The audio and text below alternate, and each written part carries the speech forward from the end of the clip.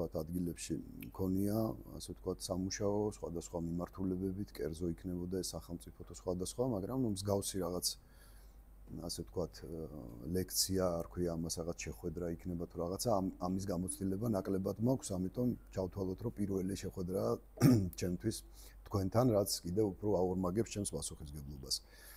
ჩემთვის ასევე ძალიან მნიშვნელოვანია დღევანდელი შეხვედრა, იმიტომ და აგებული მაქვს ესე, რომ პრინციპში მე თქვენ ასაკში გადმოვდივარ ჩვენი პრეზენტაციით და აი თქვენ ხელა რო ვიყავი, იქიდან აი რაღაცა ჩემ პირადზეა ნაწილობრივ ეს აგებული და ერთად, ანუ მე როგორ გავიზარდე თქვენთან ერთად გავივლი ამ რაღაცებს რაღაც გაგებით. მოკლედ ძირითადი ახლა რაც შესავალში შემიძლია გითხრათ, ეს არის მოგისმენთ თქვენ, გაგეცნობით და დავიწყოთ შემდეგ.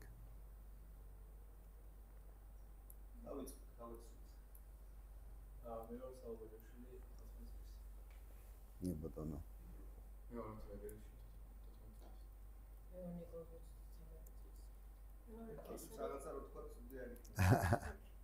მე ვარ ესარია მენგიშვილი 15 წლის და ინტერესებში შედის ხელოვნება ზოგადად ყველასთვის. ძალიან კარგი. მე ვარ კატო ჟურნალისტი 14 წლის. ძალიან მიყვარს ზოგადად არქეოლოგია და ფასკუნჯი, განსაკუთრებით გულამოწყობილებას. ისეთ გაემოსულს რომ თავს ასე ვთქვათ საფრთხე ზოგადად ახალშობილებს ყოველდღე პასუხი და ვერ საინტერესო ინფორმაციას. მიყვარს ასევე თავისუფალი დროის ხარჯის გატარება. და ძალიან კარგი.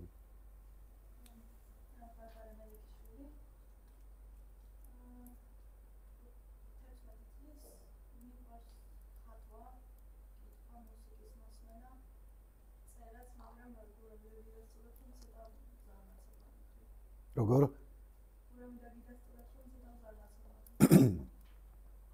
მე ცოტა დავამატებ, ეს არის ძალიან მშრალად.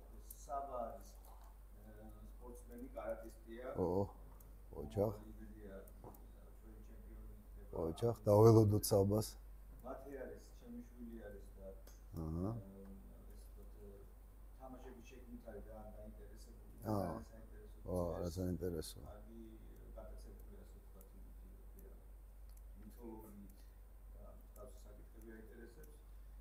ნიკოლოზ ვაჩაძე არის ასევე ძალიან კარგი კითხველი, საინტერესო წერს, როცა წერს ხოლმე, როცა არ წერს მაშინ აქვს არაკეთებს, მაგრამ როცა წერს საინტერესო წერს. და არის ჩემი დიშვილი არის. ეს არის ხინკლისა და კატების დაცვის საზოგადოების თავმჯდომარე. რას ლაპარაკობ მართლა? ხინკლის და კატების. მე ნაწილობრივ შემოვერთები მაგ ორგანიზაციას, ხინკალი მიყვარს ძალიან, კატები მამდე ჯერ ვერ მოვედი ალბათ. ეს არის ვასწავლებელი ძალიან პატარა ვექტორიდან არის უჩვენესი გოგონა, ისეთი არა, საკმაოდ თავისუფალი ადამიანია და რასაც ამბობს ყოველთვის პირდაპირ მიკროფონის გარეშე ლაპარაკობს ამ խոսքებს. ძალიან კარგი. ფაქტობრივად წევრი. კატოს ფაქტობრივად დამთავრებულია წიგნი, წარმოიდგინეთ 14 წელს.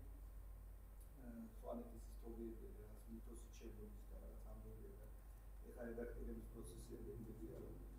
მალე მიიღოს ბოლომდე კიდევ რამდენიმე გოგონაა, რომლებიც მოულეს შემოგვიერთდნენ და ერთ-ერთი წიგნი გამოსცემლიც არის აქ დაწერა აქ წიგნი და გამოსცა გამომცემლობამ და ბარბარე არის რაღაცა ძალიან უჩვენესი ჩვენი წევრი, მომავალი ფსიქოლოგი, მომავალი ფსიქოთერაპევტი, მომავალი წერალი. ალბათ უმიყვება ამ საქმეს, იმიტომ რომ შესანიშნავად წერს და რაც თავი შესანიშნავად აზროვნებს. საზოგადოება ეკლექტურია, არაჩენს ეს შეფერილობა. ბატონო, ძალიან კარგი. მაშინ პრინციპში შეგვიძლია დავიწყოთ. ეს ფოტო ჩანს ხო, მე ვერ ხედავ. ხო, მოკლედ ეს კაცი გახლავთ, ბრძანდება, უბრალოდ რო ვთქვათ, გენერალი გიორგი კვინიტაძე. ის იყო, აი, გეცოდინებათ ყველას 26 მაისს, რასაც დღესასწაულობთ, ხო, საქართველოს თავისუფლების დღე 1918 წლის 26 მაისს რო გამოცხადდა, აი ამ რესპუბლიკის ერთ-ერთი თვალსაჩინო სამხედრო მოღვაწე, გენერალი, რომელსაც მათ შორის მოუწია უკვე აი ოკუპაცია რო დაიწყო 25 თებერვალს 1921 წლის როცა მოხდა, მაშინ იყო მთავარსარდალი. ანუ ყველა სამხედრო დანაყოფის ხელმძღვანელი იყო და ეს აწარმოებდა თბილისის დაცვას და ასე შემდეგ და ასე შემდეგ. აქვე უნდა აღინიშნოს, რადგან წერით ხართ დაინტერესებული, მე-19 საუკუნეში ფრანგმა მწერალმა დიუმამ იმოგზაურა საქართველოში და მისი მამა იყო, ასევე პოლკოვნიკი იყო მამამისიც სამხედრო და იყო ამ მოგზაურობის დამგეგმავი, გამაკონტროლებელი და დაცვაც და ყველაფერი, რაც არსებობს, მისი მენეჯმენტის ქვეშ მოძრაობდა დიუმა კავკასიაში, მას აქვს ამის შესახებ თავის, ასე ვთქვათ, ჩანაწერებში აღწერილი დიუმას. ესეთი ოჯახიდან იყო. თვითონ ამ 18-21 წლებში არ დარჩენილა კამპანია გიორგი კვინიტაძეს, რომელშიც არ მიიღო მონაწილეობა. ეს იქნებოდა აფხაზეთის მიმართულება, ეს იქნებოდა გურიის მიმართულება, ახალციხის მიმართულება, სომხეთის მიმართულება, შიდა ქარჩიოსების აჯანყებები. ანუ ყველა სამხედრო ეპიზოდში იყო ჩართული და პრაქტიკულად თითქმის ყველგან იყო წარმატებული. მე არ მახსენდება ყოველ შემთხვევაში მისი წარუმატებლობა ამ 3 წელიწადში. უნდა აღინიშნოს ასევე, რომ მან ტაუკლარჯეთის, ასე ვთქვათ, იცით თქვენ, რომ ტაუკლარჯეთი ამ რესპუბლიკის იურისდიქციის ქვეშ შემოდიოდა. 1821 წლის რესპუბლიკა აკონტროლებდა გარკვეული პერიოდი ამ ტერიტორიას და სწორედ მისი არ არის საჭირო მაგაზე მე გადავიდეთ, სწორედ მისი, ასე ვთქვათ, სამხედრო ექსპედიციით დაალაგდა ეს ამბავი ტაუკლარჯეთში. იუნკრები ყველას გაგონილი გვექნება, ეს იყო სამხედრო კურსანტთა სკოლა აღმაშენებლის გამზირზე, თავდაცვის სამინისტრო სადაც არის აქ და ეს იუნკრების სკოლა სწორედ მისი შექმნილია. ის იყო პირველი დირექტორი, რექტორი და ასე შემდეგ და სწორედ მისი მიზიდულია მე ეს იუნკრები კოჯორ ტაბახმელაძე და ასე შემდეგ ეს ეპიზოდიც ასე ვთქვათ მის სახელს დიდწილად უკავშირდება. შემდეგ ეს ადამიანი წავიდა ემიგრაციაში უკვე ოკუპაციის შემდეგ და ცხოვრობდა ემიგრაციაში. ფესვები თუ გვაქვს ფილმი ნანახი, იქ არის რომ მაწონს რო ყიდის ეს ემიგრანტი, მაწონს რო ყიდიან. ეს არის ახლა მხატვრული მომენტი იმ ფილმში, მაგრამ რეალურად ეს კაცი იყო ის, ვინც ყიდიდა მაწონს საფრანგეთში. ემიგრაციაში გენერალი კაცი ჩავიდა, დარჩა ესე არაფრად, იქ ვთქვათ. და მისი ოჯახი და ის რო შეეხედა, ეს ისტორია მისი ცხოვრებით. ბატონო, დიახ, ანუ გემით ბათუმიდან წავიდა ჯერ კონსტანტინოპოლში, ანუ მაშინდელ სტამბოლში. და კონსტანტინოპოლიდან ასევე სხვა გემით მარსელში თუ არ ვცდები ჩავიდნენ და მარსელიდან გაიშალნენ უკვე სხვა საფრანგეთის სხვა მთავრობა საქართველოსი და სამხედრო ხელმძღვანელობა და ასე ვთქვათ, მათ შორის ექვთიმე თაყაიშვილის ამბებიც გვეცოდინება, ხო? ეხლა ვნახოთ არსებობს ესეთი სტრუქტურა დაზვერვა, რომელიც ერთი ქვეყანა იყურება მეორე ქვეყანაში და წერს, რომ ეს სამხედრო ხელმძღვანელი, ვთქვათ, კარგი ხელმძღვანელი ეს სამხედრო სწავლობენ, ხო, მოწინააღმდეგეს და არსებობს ესეთი დოკუმენტი, სადაც რუსეთის დაზვერვა სანამ შემოიჭრებოდა საქართველოში, რას წერდა ამ კაცზე, როგორც ხვალინდელ მოწინააღმდეგეზე. ეს არის ფიცხი, მამაცი, ჭკვიანი. მისი ტაქტიკაა აღტკინება, შეტევა, ჩინებული მცოდნე ჯარისკაცთა ფსიქოლოგიისა, დიდი ინიციატივის პატრონი. მან ერთადერთმა შეინარჩუნა წესიერება თავის ნაწილებში ფრონტზე ჯარების დაშლის დროს. ანუ ეს იგულისხმება რუსეთის რუსული ჯარების დაშლა იგულისხმება დამოუკიდებელ საქართველომდე. ბრძოლაში სრულიად უშიშარი, იცის მასების გამხნევება და მათი გატაცება. ანუ გატაცებაში იგულისხმება, რომ აყოლიება ალბათ, ხო? და არა ის, რომ რაღაცას მოიტაცება. მათი გატაცება. ნერვიული განუწყვეტლივ ეწევა პაპიროსს, საუკეთესო ოფიცერი ქართული ჯარისა. აი ესე უყურებდა რუსული დაზვერვა ამ ადამიანს, სანამ უშუალო კონტაქტი დაიწყებოდა. ბატონო, აი პატივისცემა, ხო ალბათ, მაგრამ პატივისცემაზე მეტად აფასებდნენ როგორც ძლიერ მოწინააღმდეგეს და შიშობდნენ და ესე კონტრორგანიზებები უნდა დაგეგმო ამ დროს, როცა ძლიერ უნარიან ხელმძღვანელთან გაქვს, ასე ვთქვათ, საქმე გასარჩევი, ესე რომ ვთქვათ და ხვალინდელი ომის აწარმოებელი, ხო? ეხლა ნახეთ, არსებობს აუდიო ერთწუთიანი დაახლოებით, ეს კაცი საფრანგეთში 1970 წლამდე იცხოვრა. 1970 წელს გარდაიცვალა საფრანგეთში. ხო და მისი ოჯახის ისტორია ცალკე კიდე ძალიან საინტერესოა და არსებობს აუდიო ცოტა მოგვიანებით ჩაწერილი, სადაც ის რაღაც გარკვეულ საქართველოს დალოცვას და რაღაც ესეთ რაღაცას ამბობს და ბოლო წინადადება ჩემთვის განსაკუთრებით საინტერესოა ამ აუდიოში, სადაც ის ამბობს, თუ თქვენ გიყვართ თქვენი სამშობლო, თქვენ აუცილებლად იპოვით თქვენ საქციელს. წერტილი. თუ თქვენ გიყვართ თქვენი სამშობლო, თქვენ აუცილებლად იპოვით თქვენ საქციელს. აი ნახოთ, აბა რა იგულისხმება. საქციელს იგულისხმება სამშობლოსთან მიმართებით ჩვენს საქციელს. ანუ როგორ ემსახურო, როგორ იყო მისთვის სასარგებლო, როგორ გამოადგე, როგორი ასე ვთქვათ, ჩვენი სამშობლოს შვილი იყო და მისთვის როგორ ასე ვთქვათ, იმოქმედო. ანუ შენ ვერ იტყვი რომ მე ვერ ვიპოვე ჩემი საქციელი. არ არსებობს ეგეთი სიტუაციები. თუ ვერ იპოვი, ესე იგი ბატონი გენერალის აზრით შენ არ გიყვარდა, ან გიყვარდა და ზარმაცი იყავი, თუ შენ გიყვარდა და ბოლომდე მიყევი ამ თემას, აუცილებლად გამოჩნდება ფანჯარა, რაც დაინახავ რომ ეს არის სწორი საკეთებელი, რაც შენ უნდა აკეთო იმ მომენტში. ეს მოკლედ გიორგი კვინიტაძე ცოტა ხნით, ასე ვთქვათ, ესე დავტოვოთ ეს საკითხი და პერიოდულად მოუბრუნდებით ხოლმე. ეს იყოს ჩვენი ფორმულა, რომ თუ გიყვარს თქვენი სამშობლო, თქვენ იპოვით თქვენ საქციელს. პირობითად ახლა შემდეგი ჩვენი შეხვედრა დავყოთ 4 ნაწილად. პირველი ნაწილი გვაქვს საქართველოს ისტორია ჩემი მეგობარია. ესეთი, რომელიც ზოგადი სათაურიც არის. მეორე ნაწილის სათაური არის იდიოტი, ჭრიჭინა თუ რაღაც სხვა. მეორე სათაურს ესე ქვია. მესამე არის ნიუტონის კანონი და მარტყოფის ბრძოლა. მესამეს ესე ქვია.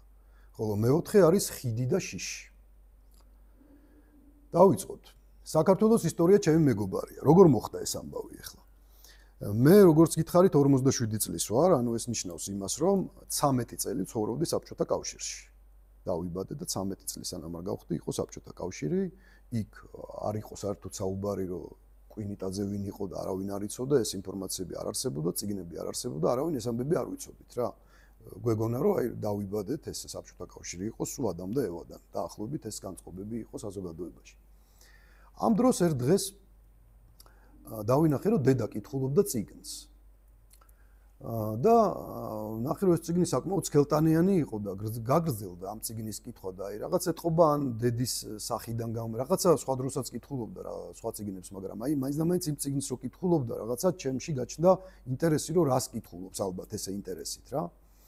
და რაღაც მომენტში ეს წიგნი ავიღე, სანიშნე იდო, რომელიც პერიოდულად ადგილს იცვლიდა ამ წიგნში. და ნახე რომ ეს წიგნი იყო, ესეთი წიგნი უქარქაშო ხმლები, ავტორი ლევან სანიკიძე. იყო მეორე ტომი ამ წიგნის, რომელსაც ეხატა უქარქაშო ხმალი წინ. ვიფიქრე რომ ავიღებდი პირველ ტომს, რადგან დედა მეორეს კითხულობდა და თან პირველი ტომი მაინც უფრო დასაწყისია და ვნახავდი ეს რა წიგნია, რა წერია შიგნით. ვიკითხე რაზეა ეს წიგნი, მითხრეს რომ ეს წიგნი არის საქართველოს ისტორიაზე. ამას წინ უძღოდა ის, რომ სახლში მქონდა ოჯახში აი 100 წლის წინანდელი პაპაჩემის ნაქონი წიგნი იყო, დახეული, დაფლეთილი, გაყვითლებული საქართველოს ისტორიაზე, სადაც რამის ამოკითხვა შეუძლებელი იყო, მხოლოდ მურვანყრუს ეპიზოდი იყო, აი ესე თქვა, რომ შეგეძლო წაგეკითხა დავით და კონსტანტინე მხეიძეების და ეს ვიცოდი მხოლოდ რა საქართველოს ისტორიაზე იმ მომენტში. კითხვა საკმაოდ ადრე ვისწავლე და აი ამ დროს ვარ 7, შეიძლება 8 წლის, არ ვიცი, აი ესე რა. ეს პირველი ტომი ავიღე, უფროსი დები მყავდა და ამათ თხოვე რომ რადგან ესეც საქართველოს ისტორიაზეა და ისიც ის ყვითელი წიგნიც. იქნებ მანახოთ ეს მე რომ მიყვარს ეს ამბავი, ეს დავით და კონსტანტინე აქაც ხო ეწერება ალბათ და ის ადგილი მომინახეთ რომ წავიკითხო რა მეთქი. მომინახეს ნამდვილად პირველ ტომში ეს იქ, წავიკითხე და წავიკითხე მოკლედ. იქიდან ნელ-ნელა ამ წიგნს დაუწყე, ასე ვთქვათ, ჯაჯგური, ჯერ პატარა ვიყავი, ნელ-ნელა როგორღაც ეს 4 ტომი წავიკითხე, მერე უკვე სკოლაში დაგვეწია ისტორიის გაკვეთილები, რაღაც სხვა წიგნებიც მოვნახე სახლში, რაღაცა ის იყო გაზეთში ეწერა ხან რაღაც და ანუ ეს ჩემი ინტერესი, ესე ვთქვათ, წამოვიდა ამ ისტორიის იმათ და სულ ვცდილობ რომ ეს ვიკითხო. და არ ვტოვებ ყველგან ვეძებ ასეთ რაღაცებს რა. ამასობაში რა ხდება? ამასობაში რა ხდება და გარეთ რა მინდია? ამასობაში საქართველოს ხდება უკვე დამოუკიდებელი რესპუბლიკა, სანამ ჩემში ეს ანუ ეს პროცესი ასე ვთქვათ, მიდის. გარეთ უკვე გავიგეთ ვინ არის კვინიტაძე, ფოტოები უკავია ხალხს მიტინგზე, მაზნიაშვილის ფოტოები უკავიათ, ქაქუცა ჩოლოყაშვილის, მარო მაყაშვილი, აი ეს ამბები, კოჯორი, იუნკერები, რაღაცები უკვე ეს 11-12 წლის ასაკში და უკვე ხვდები რომ რაღაცა ხდება. რაღაც ხდება და სანამ მე მოკლედ აი ამ ჩემ ისტორიას ვკითხულობდი და ამას ვეცნობოდი, გარეთაც ამის იდენტიფიკაცია მოხდა, რომ თურმე ამას რაცაც ვკითხულობ, აქაც ეს გარეთაც ეს ამბავი ხდება და უკვე აი ამ თვალსადახელშუა აღმოვაჩინე, რომ საქართველოს ისტორია გამხდარა ჩემი მეგობარი. ანუ უკვე რაღაც სიყვარული ჩამოყალიბდა, რაღაცა მეგობრობა ჩამოყალიბდა ამასთან რა. აი ეს თვალსადახელშუა. ამ დროს ძიმებშობიარობით იბადება ქართული სახელმწიფო, იცით რაც ხდება აფხაზეთის ომი, აფხაზეთის დაკარგვა, ცხინვალის კონფლიქტი არაერთი, ეს ჩაბნელებული ქუჩები, კორუფცია, ტრანსპორტი არ არის, ამ დროს აი თქვენ ასაკში ვარ სკოლას ვამთავრებ და აი ეს ამბავია რა. ხო და უკვე ახლა სადღაც 16 წლის ვარ, ხო ხდები 1994 წელია. უკვე გრძნობ რომ ეს ისტორია ჩემი მეგობარია, მაგრამ აი ლინკს ვერ ვაკეთებ რა, რომ აი გარეთ რო შუქი არ არის და რაღაცა ომი რო წავაგეთ და რაღაცა ეს სხვა ამბავია და ეს ისტორია პროსტა ჩემი მეგობარია, ეს ჩემი ჰობია რა, როგორც აი თქვა შენ რო ხატავ და რაღაცა ესე მეც ამას ვკითხულობ რა დაუშვათ. ამასობაში ახლა უკვე იქ დაიწყო საუბარი, აი არჩევნები უნდა იყოს რაღაცა, შენ 18 წლის რო გახდები, შენ შეგიძლია რომ წახვიდე და ხმა მიცე და ეს ნიშნავს იმას, რომ შენ ხარ უკვე შენი სახელმწიფოს, ანუ ცხოვრებაში შენ აზრს გამოთქვა, რომ გურამი ჯობია თუ ვინ ჯობია თუ როგორ ჯობია. ანუ ეს აღვიქვი როგორც რაღაც გარკვეული პასუხისმგებლობა, ხო? ანუ უკვე შენ რაღაც პროცესის მონაწილე ხდები. პროცესის მონაწილე ხდები. და აი ვიფიქრე რომ ახლა უნდა ჩავაბარო უნივერსიტეტში. მინდოდა ისტორიულზე ჩაბარება. რაზეც ჩემი ოჯახმა გამოთქვა ესეთი აზრი, რომ ისტორიის მასწავლებელი ხო არ გამოხვალო, მაშინ ესეთი რთული დრო იყო რა. ცოტა ხა მე საერთოდ არ უმადური და ან რაღაც კრიტიკი ჩემი მშობლების მიმართ განწყობილი, შეიძლება მეც ასე მეთქვა, იმ დროს სხვა ისეთი გამოწვევები იყო და რაღაცა ბიზნეს მართვის რაღაცის რაღაცაზე ჩავაბარე მოკლედ მაღლივში, რომელიც აი ფაქტიურად სტატისტად ვიარე იქ 4 წელი. ხო და ანუ მაინც ახლა სტუდენტობა სადღაც უნდა ჩავაბარო, რაღაც პროფესია ავირჩიო, ხვალ სამსახური უნდა მქონდეს, რაღაცა უნდა მქონდეს და ვფიქრობ, რომ აი რა შემიძლია მე ჩემს სამშობლოს შევთავაზო რა, აი რა ვინ ვიქნები მე ამ ქვეყანაში, აი როგორი სასარგებლო შემიძლია ხვალ ვიყო. ამას ამ ჩემს შეკითხვას ამძაფრებდა ერთი მომენტი. გამარჯობა. ამძაფრებდა ერთი მომენტი, რომ ისე დალაგდა და ისე მოხდა, რომ დღესაც ასია, ჩემი ერთ-ერთი ყველაზე საყვარელი ნაწარმოები არის მგზავრის წერილები ილია ჭავჭავაძის. და იქ არის ესეთი ეპიზოდი, როცა ეს მგზავრი, ანუ ილია ჭავჭავაძე ბრუნდება განათლების მიღების შემდეგ საქართველოში, ვლადიკავკაზის გავლით, იქ ის სტანციაში თუ რაღაც რო წამოწვება და ფიქრობს და ეს ფიქრები რო დაესევა და აი რას მეტყვის ჩემი სამშობლო და რას ვეტყვი მე და გამიგებს კი თუ უკვე უცხო ვარ და ვერ გავიგებ მე იმას და აი ამ დაძაბულობაშია და საქმის კეთება რომ მომთხოვოს შემიძლია კი ისეთი საქმის კეთება რომ ჩემი ქვეყნისთვის სასარგებლო ვიყო და აი ეს ილიას ფიქრები მე ეს შეიძლება ჩამითვალოთ რაღაც ამპარტავნებად, მაგრამ მივიღეთ ჩემს ფიქრებად, იმიტომ რომ მგონია რომ ყველას ფიქრია რა. აქ არ არის საუბარი რომ ილია ჭავჭავაძე ხარ თუ დაუშვათ გლახაჭრიაშვილი. ვინც გინდა ვიყოთ, ყველას ეს ფიქრი უნდა გქონდეს, რომ რა შემიძლია ხვალ მე გავაკეთო ჩემი სამშობლოსთვის და ან დღეს რა შემიძლია გავაკეთო, ან გუში რა გავაკეთე, ხო? ეს შეკითხვა ძალიან ჩვეულებრივი შეკითხვა არის რა. და ნუ ეს ილია ჭავჭავაძის მგზავრის წერილები ყველას წაკითხული გვაქვს და მართლაც და რა უნდა ვქმნა. აი ესე მთავრდება ეს ეპიზოდი. ვკითხე მე ჩემ თავს ხმამაღლივ. და ჩაი უნდა მიირთოვო მიპასუხა სტანციის გუშაგმა. რაღაც პატარა იუმორის მომენტი შემოდის აქ, ხო? მოკლედ ეს კითხვა ვფიქრობ ყველა ჩვენთაგანს ეკუთვნის. მართლაც და რა უნდა ვქმნათ? თუ ჩვენი ქვეყანა სამსახურს მოგთხოვს, როგორ უნდა ვიყო სასარგებლო აგური ჩემი სახელმწიფოს მშენებლობაში? სასარგებლო აგური როგორ უნდა ვიყო? ეხლა ილია იყო ლოდი, სასარგებლო ლოდი, მაგრამ მე აგური მინდა რომ ვიყო რა. და აი როგორ ვიყო რა? მთავარი რომ სასარგებლო, ორივე სასარგებლო. ზომას ღმერთი საზღვრავს ეხლა, ვინ რა ნიჭით დავიბადეთ და ვინ როგორ დავიბადეთ, ხო? და მე გთავაზობთ, რომ ეს ილიას შეკითხვა, რომელიც ასევე არის თითოეული ჩვენთაგანი შეკითხვა, რომ რა უნდა ვქმნა? ჩავაშენოთ ამ გიორგი კვინიტაძის ფორმულაში. თუ შენ გიყვარს შენი სამშობლო, შენ იპოვი შენს აქციელს. ამათ შორის შავსვათ რა უნდა ვქმნა? რა უნდა ვქმნა არის შიში რეალურად იმისა, რომ შენ არ გაფლანგო სიყვარული. ანუ შენ კი გიყვარს შენი სამშობლო, მაგრამ რო ვერ ქნა და ვერ იპოვო შენი აქციელი, ამიტომ გეშინია.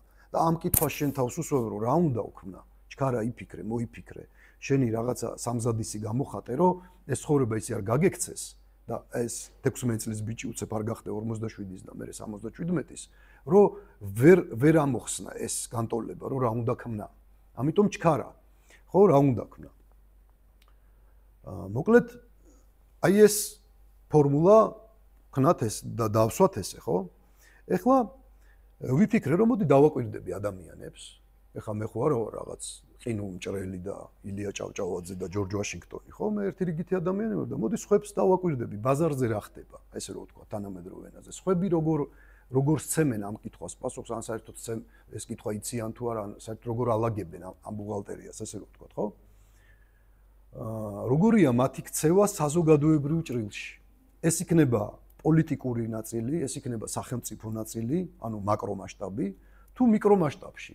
აი ლიფტი რო გაფუჭდება სამეზობლოში, ეს ხო საზოგადოებრივი ცხოვრებაა, რომ გამოვიდეთ ყველა მეზობელი და აბა როგორ გავაკეთოთ, აბა რანაირად გავაკეთოთ. ან სოფელში ვცხოვრობ და ნახირი როგორ დავაორგანიზოთ, 5 ძრო ხაყავს გურამს, ერთი მე. ეს ნიშნავს იმას, რომ 5 დღე გურამა უნდა ზდიოს იმ ნახირს და ერთი მე პროპორცია, ხო? გავიყოთ. ანუ ესეც საზოგადოებრივი ცხოვრებაა, მიკრომასშტაბია, ხო? აი როგორ ლაგდება ეს თემები გარეთ? გავიხედოთ, ხო? ძველი ბერძნები თურმე ადამიანს, რომელიც კატეგორიულად ემიჯნებოდა საზოგადოებრივ ცხოვრებას, როგორც მიკრო, ასევე მაკრო დონეზე, როგორც ნახე, არ მაინტერესებს ამბობდა რა, აი მე მყავს ერთი ძროხა და თქვენ დაალაგეთ, როგორც იტყვით, ისე იყოს. ვეთანხმები თქვენს აზრს. ლიფტი გაფუჭდა, არ ვიცი, ვიული ფეხით, როცა თქვენ გააკეთებთ, მაშინ ჩავჯდები. მთავრობა ასარჩევი, არ ვიცი რა, ნუ მე არ თქვენ წადით არჩევნებზე მიეცით. მიტინგია, მე არ ვიცი წადი და ანუ არაფერი არ იცის ამ კაცმა, არაფერში არ მონაწილეობს რა. ასეთ ადამიანებს თურმე ძველი ბერძნები ეძახდნენ იდიოტს. ოღონდ ეს არ იყო შეურაცხყოფელი თურმე მაშინ რა, ეს იყო როგორც აი ხელოსანი რო ვთქვათ ეხლა დღეს ან წერალი, რაღაცა ჯგუფის სახელწოდება იყო.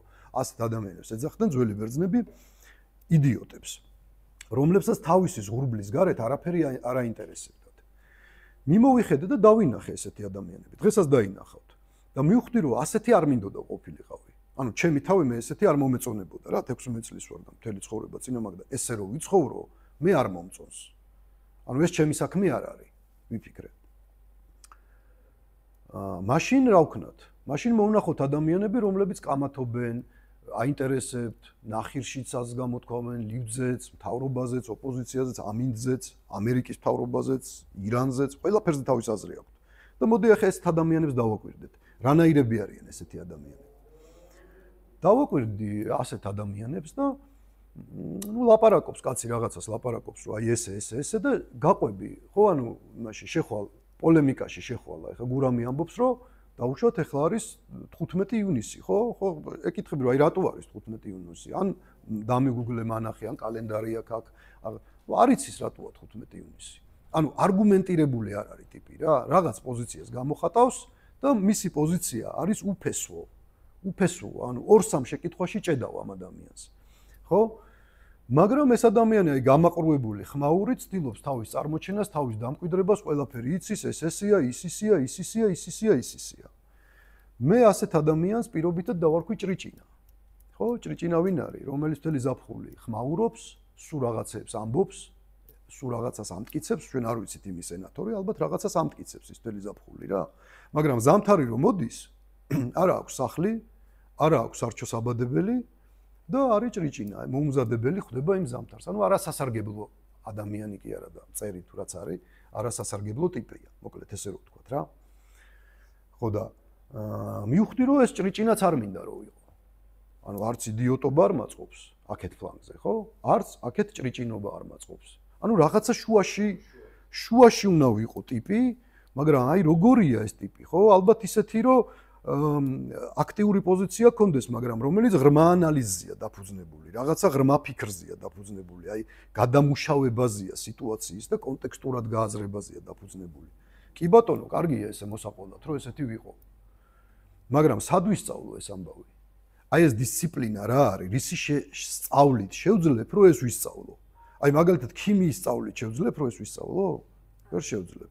ან ხატვის სწავლით შევძლებ, რომ ეს ვისწავლო? ცეკვის ვერა ფიზიკის ვერაფრის სწავლით ანუ ვერ აი რა არის რისი სწავლაც გარანტირებულად მიმიყვანდა ამ თემამდე. ავდექი მე ვიფიქროთ რომ აი მოდი ესე გავყვეთ ფიქრს რომ დავაკვირდეთ პროფესიებს. აი პროფესიებში ხალხი როგორ ხდება პროფესიონალი. მოდი ავიღოთ კარგი მოჭადრაკე.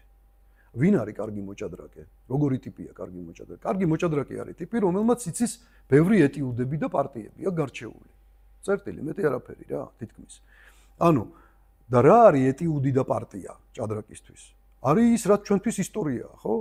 ანუ რაც კარგი მოქალაქისთვის არის ისტორია, კარგი მოჭადრაკისთვის ეს არის ეტიუდი და ვიღაც კასპაროვის და იმის კარპოვის, ბატონო? ხო, რა მოხდა და როგორ მოხდა? ამან რო ესქნა, იმან რა უთხრა და მე ეს რა შედეგით დამთავრდა და მე მეც რო ვქნა, მეც იგივე რომ მომივიდეს, ან რაღაცა და ასე შემდეგ, ხო? ამით იზრდება ტიპი, ხო? დავაკვირდეთ ექიმს. ვინ არის კარგი ექიმი? აი კოვიდი იყო, ხო აქტუალური. კარგი ექიმი ვინ იყო? ვინც იცოდა, რომ დაუშვათ ფერატკანიანში როგორ მუშაობდა კოვიდი? ფერატკანიან ქალში, ან ფერატკანიან კაცში, ან 70 წლის ზევით როგორ მუშაობდა, ან 15 წლის ქვევით როგორ მუშაობდა. თანხლები დაავადება თუ ქონდა ამ ევროპელ მაცხოვრებელს, შაქარი მაგალითად, იმისთვის რა რისკს მოიტანდა კოვიდი. ან თუ ქონდა სხვა დაავადება, ანუ ისტორიები იცის ამ კარგმა ექიმმა, მიხვდი და ამ кейსების ცოდნით ხდება ის კაი ექიმი, გამოცდილი ექიმი, ხო? ეს არის მთელი ამბავი. დავაკვირდეთ ბიზნესმენს, ხო? ბიზნესმენი რა არის? ბიზნეს მენეჯმენტის სწავლა. დაფუძნებულია თავიდან ბოლომდე кейსებზე, ხო? აი თქვენ ახლა მოხვდებით, ალბათ შეიძლება აირჩიოთ პროფესიად, შეიძლება მეორად პროფესიად აირჩიოთ, ან რაღაც კვალიფიკაცია და გასწავლიან, რომ აი მაკდონალდსი როგორ გახდა მაკდონალდსი. ვინ იყო ის ტიპი მაკდონალდსი რომ მოიგონა? როგორ მოიგონა? ეს იყო გამყოლი, მატარებლის გამყოლი, რომელიც წლობით დაყვებოდა მატარებელს, უბრალო ამერიკელი ტიპი და ამ მატარებელში ყველა ხალხი იგინებოდა, რომ 5 წუთით აჩერებდა მატარებელი ყველა სადგურზე თუ 10 წუთით. და როგორ არ არის სწრაფი საჭმელის ჭამის საშუალება, რომ ესანამ ახლა იქ ჩავალდა ხინკალს თუ რაღაც ხაჭაპურში უკეთა იმას უნდა 20 წუთი და 10 წუთში მატარებელი მიდის და რაღაც რესტორანი მინდა ისეთი, რომ ჩავედი და მომცა ეგრევე, fast food. და ამ ტიპმა იმდენი იკატავა ბოდიში ამ სიტყვისთვის ამ მატარებლით და ნახა შეწუხებული ხალხი, რომელიც სწრაფ საჭმელებს ეძებდნენ, დროში ჩატეულ, დაინახა საჭიროება და გააკეთა მაკდონალდსი რკინიგებზე. ამ მიზნით გაკეთდა, მიხვდი? ანუ ამას ასწავლიან ბიზნეს მენეჯმენტში, რომ ანუ შენ უნდა უსმინო ცხოვრებას. უნდა დაინახო ხალხი რაზე წუწუნებს, ხალხს რა უნდა და ის შესთავაზო და ამით მე შენ ფულს იშოვი, ხო? ანუ ესეთი რაღაც. ანუ ეს ბიზნეს ადმინისტრატორიც, ბიზნეს მენეჯმენტიც აი ამ ცოდნით ფასდება. ხო და აი რა არის ის საგანი, ხო? თქვით ისტორია შეიძლება იყოს და აი როგორ მივედი ამაზრამდე, რომ ისტორია შეიძლება იყოს. ნახე ახლა გარეთ რა ხდება. აფხაზეთი არის დაპყრობილი. ცხინვალის რეგიონი არის ნაწილობრივ დაპყრობილი, ხო, აი ეს ამ წლებში და უცებ მე რომ ჩემი ისტორია ხო მიყვარს, ეს ხო ჩემი მეგობარია და იქ ხო წერია ოლთისის ციხე, რაღაცა ტარტანუჯის ციხე ქალაქი, რომელიც ვახტანგ გორგასალმა დაარსა, გრიგოლ ხანძთელი, ტაო-კლარჯეთი რაღაცები წერია და აღმოაჩინე რომ ეს ყველაფერი დღეს არის თურქეთი. ხო, აი ამ 95-16 წელს. და ამასობაში აი უცებ რო ვიღაც ტიპს რო იცნობ, რომ ამ ტიპს ხო ვიცნობ, რო შეხედავ რა, რაღაცაზე რო აი დაგიკონექტდება რაღაცა სიტუაცია და უცებ აი მოდი ახლა გადავიდეთ მე-5 საუკუნის 40-იან წლებში. რა ხდება? აფხაზეთი აქვს ბიზანტიას დაპყრობილი, არის ოკუპირებული აფხაზეთი. შიდა ქართლში ჩრდილოური ტომების ისეთი ჩამოჟონვები და ისეთი თარეშია, რომ მეფის დაცკი გატაცებული ყავთ. და ტაო-კლარჯეთი ასევე ბიზანტიას აქვს ოკუპირებული. 1600 წელია ამ ორ მოვლენას შორის დაშორებული და პირობითად ვახტანგ გორგასალი რო დაბადებულიყო და ეცხოვრა და მეფე ყოფილიყო 2000 წელს პირობითად შევარდნაძის მაგივრად ვახტანგ გორგასალი რო ყოფილიყო საქართველოს ხელმძღვანელი, ზუსტად იგივე პრობლემატიკა ექნებოდა გადასაწყვეტი, რაც ექნებოდა 1600 წლის წინ. მიხვდია ესეთ საოცარი რაღაცა დამთხევა, ხო? საოცარი აი ეს მსგავსება სრული ზიზუსტით განმეორებული გეოპოლიტიკური მოცემულობა, ხო? ჩემთვის გახდა იმ დასკვნის ინსპირაციის წყარო, რომ თუ გინდა გესმოდეს შენი ქვეყნის, იცოდე ღრმად მისი გასაჭირი და შეძლების დაგვარად სწორად გეგმავდე ნაბიჯებს შენს ქვეყანასთან მიმართებით, მაშინ შენ გჭირდება საფუძვლიანად იცნობდე მის თავგადასავალს. მის ცხოვრებას იცნობდე მის თავგადასავალს. მოკლედ შევთანხმდი საკუთარ თავთან. უკვე კარგახნის დამეგობრებული საქართველოს ისტორია კიდევ უფრო მეტი ყოფილა ჩემთვის, ვიდრე მეგობარი. ის უკვე მასწავლებლად უნდა მეღიარებინა.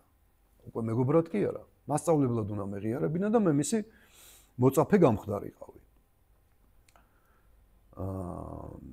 ახლა მოდი გამოვუბრუნდეთ ჩვენ თემას, რომ თუ პირობითად არაფრის მომკითხავ ადამიანს იდიოტს უწოდებთ, ხოლო ზედაპირულად აქტიურ ჭრიჭინას მათ შორის სწორი ადგილის დამკვიდრებაში ჩემს საყვარელ მეგობარს მოწაფეთ უნდა დავდგომოდი. კი ბატონო.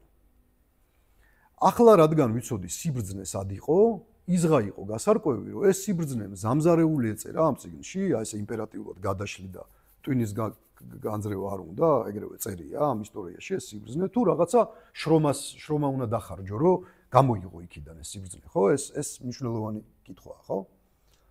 მოდი ახლა ცოტა ხანი დავაკვირდეთ ჩვენ მშობლებს.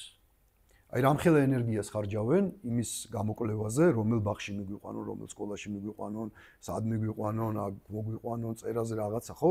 ამასაკში. მაგრამ ამავდროულად ეს უფროსები ჩვენ ანუ ძალიან იოლად ვიყალიბებთ აზრს, აი დაუშვათ გარეთ რაც ხდება ამ ამბებზე რა. ამდენ დროს კი არ ვხარჯავთ. ანუ მე ჩემი შვილი რომელ ბაღში მივიყვანო, შეიძლება დავხარჯო 100 საათი ამაზე ფიქრში. ერთ 200 კაცს დაურეკო, შენსაც დაკავს, იქ როგორ არის, იქ როგორ არის, იქ როგორ არის. მაგრამ თუ მკითხავ რომ ეხლა მთავრობაა მართალი თუ ოპოზიცია, ისრაელია მართალი თუ ირანი, რუსეთია მართალი თუ უკრაინა. ამაზე 5 წუთში, ამის დრო ეხლა მე ნერვები არ მაქვს მაგდენი. 5 წუთში ჩავრთავ ტელევიზორს, წრევი მყავს გააჩნია, რა მაწყობს შეიძლება, ცოტა ის მოვაკერებ და გეტყვი რომ აი ჩემი აზრით ეს ამბავი ესეა რა.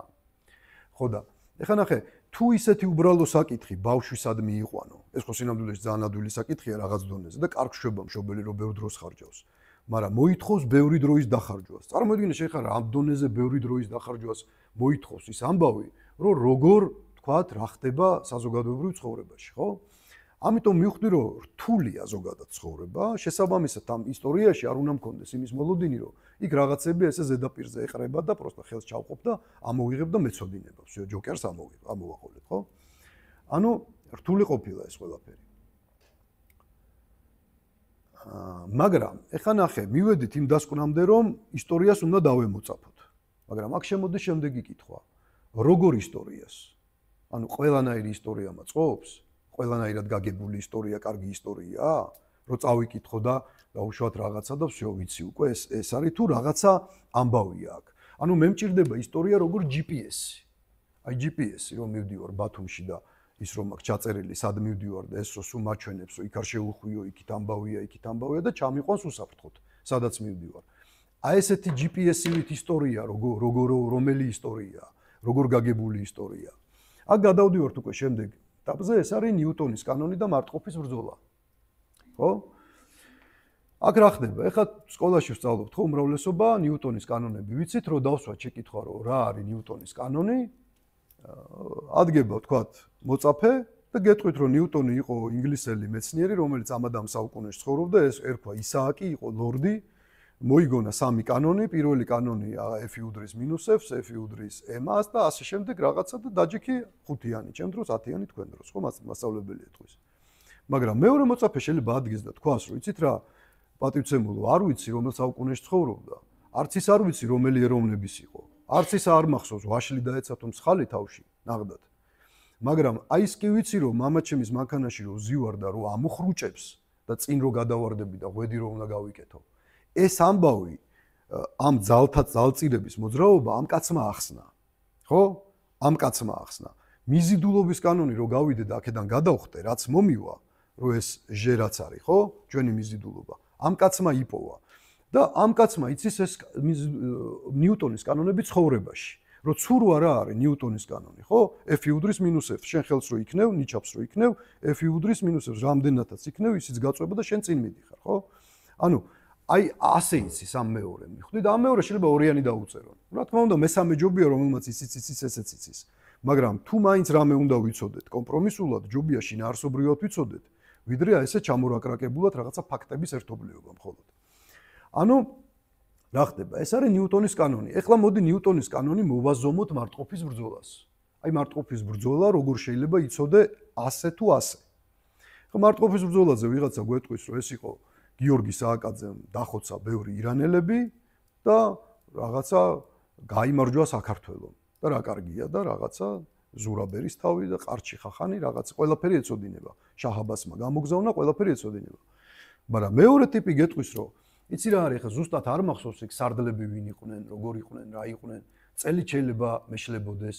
ეს მარტყოფიც არ ვიცი ზუსტად ქართლია თუ კახეთი რა ადგილას არის, დაჟე ეგეც კი არ ვიცი. მაგრამ იცი რა ვიცი? რომ მარტყოფის ბრძოლა რო ვერ მოეგოთ ქართველებს, დღეს მე რო არ ვიქნებოდი. ეს ვიცი ზუსტად. იმიტომ რომ მარტყოფის ბრძოლის წინ შაჰაბას ჰქონდა გაწერილი გეგმა, რომ კახეთი უნდა გაენოლებინა და გაანოლა კიდეც კახეთში ადამიანი აღარ დარჩა და ამის შემდეგ კახეთში ჩაასახლა უცხო ხალხი და შემდეგ იგივე უნდა ექნა ქართლისთვის და ქართლსაც იგივეს უზავდა საქართველოს ცხოვრება დამთავრდებოდა. შესაბამისად ჩვენ არ ვიქნებოდით. ანუ ამან ვინც ეს იცის, რომ მარტყოფის ბრძოლით ეს ამბავი მოხდა, რომ ეს რო არ მოგვეგო, ჩვენ არ ვიქნებოდით, უფრო მეტი იცის, ვიდრე იმ ტიპმა, რომელმაც იცის, რომელ წელს მოხდა, ვინ იყვნენ, სად იყო ეს დიდგორი და ასე შემდეგ და დიდგორი კი არა და მარტყოფი და ასე შემდეგ და ასე შემდეგ. მაგალითად, ეხლა აი მარტყოფის ბრძოლიდან რა დასკვნა შემიძლია მე გამოვიტანო, რომ საქართველო არის ისეთი ქვეყანა, რომელიც მიდრეკილია და აქვს რისკები ფიზიკური განადგურების. რეალურად. აი, ჯვარი გწერია, არის ესეთი ქვეყანა, რომელიც აი თუ გამოგიჩნდა ესეთი მტერი, რომელიც შენ გენოციდზეა ორიენტირებული, ანუ რომელსაც უნდა რომ საერთოდ გაგანადგუროს და მეთოდურად ამას ახორციელებს.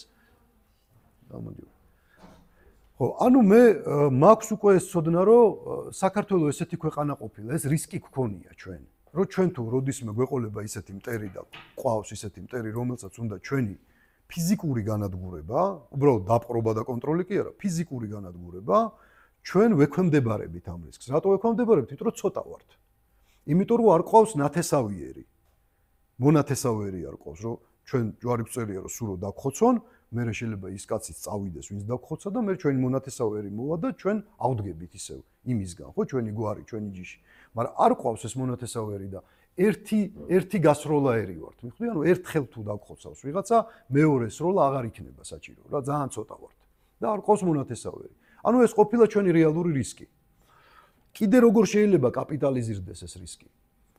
კიდე შეიძლება კაპიტალიზირდეს ისე, რომ აი მეორე მსოფლიო ომში გერმანული ჯარები რო შემოსულიყვნენ საქართველოში, ეს რუსები და გერმანელები ჩვენ ტერიტორიაზე დაუწყებდნენ ერთმანეთს ომს, მოხდებოდა დიდი ომის ეპიცენტრში და ჩვენ რო არაფერ შუაში არ ვიყავით. ჩვენ არავის არ ვაინტერესებთ, ხო იმ მომენტში. ისინი ერთმანეთს ეომებიან. მაგრამ ერთმანეთს რო ეომებიან, აი იმ ფორმატში შეიძლება გამქრალიყავით, იმიტომ რომ იქ 2000 თვითმფრინავი აქედან, 2000 აქედან, მილიონი რუსი აქედან, მილიონი გერმანელი აქედან, ეს ცირერეცხოვანი ერი ამას ვერ აწევდა, ხო? ანუ მეორე უკვე ვიცი რომ უნდა ავწდე რაღაცა გლობალურ დიდი დაპირისპირების ეპიცენტრობას. ეს რისკი მაქვს, ხო?